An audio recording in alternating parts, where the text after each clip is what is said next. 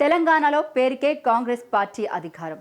మేడుపండు మాదిరిగా పార్టీలో పరిస్థితి ఉంది. అధికారంలోకి రాకముందు ఉన్నమాట ఇప్పుడు ఆ పార్టీలో లేదు. మాటల్లో తడబాటు ప్రభుత్వ విఫలాన్ని బయటపెడుతుంది.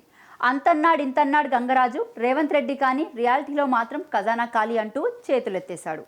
కనీసం మౌలిక అవసరాలు కూడా ప్రభుత్వం తీర్చలేకపోతుంది. దీంతో ప్రజల్లో పూర్తి వ్యతిరేకత వచ్చేసింది.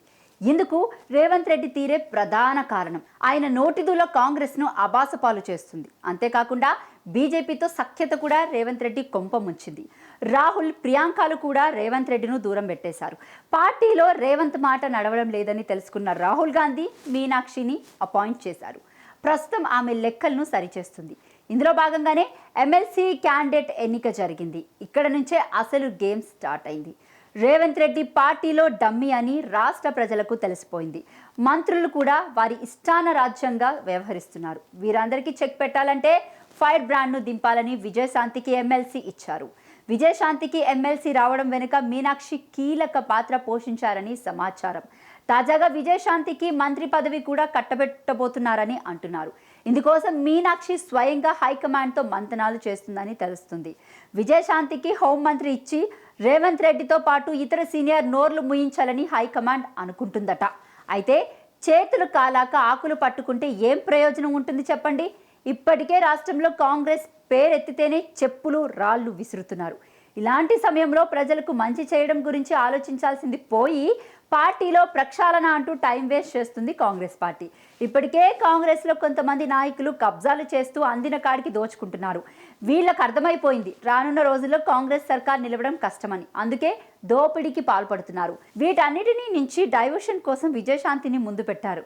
ఆమె కొద్ది రోజులు హైలైట్ చేసి మళ్ళీ అప్పులు తీసుకొచ్చి పథకాలు అమలు చేస్తే ముందు జరిగినవన్నీ మర్చిపోతారని కాంగ్రెస్ ఆలోచిస్తుంది. కానీ వాస్తవంలో అది జరుగుతుందని నమ్మకం సొంత పార్టీ నాయకులకే లేదు. తమ ఇళ్లను చక్కబెట్టుకునేందుకు మూలన పడ్డ వాళ్ళను తెర మీదకి తెచ్చిన కాంగ్రెస్ హైకమాండ్ ఈ టాపిక్ని కూడా డైవర్ట్ చేస్తుంది.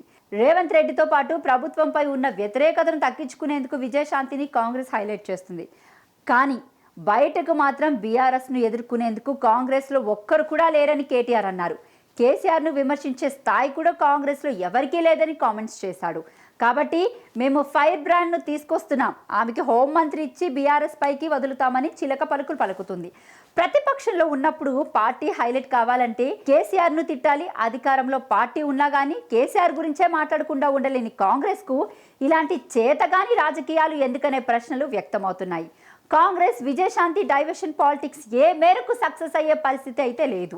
పథకాలు అమలు చేయకుండా ఇలాగే టైంపాస్ పాలిటిక్స్ చేస్తే మాత్రం రాహుల్తో సహా అందరూ గాంధీ భవన్లో కూర్చొని ఈగలు తోడుకోవాలి.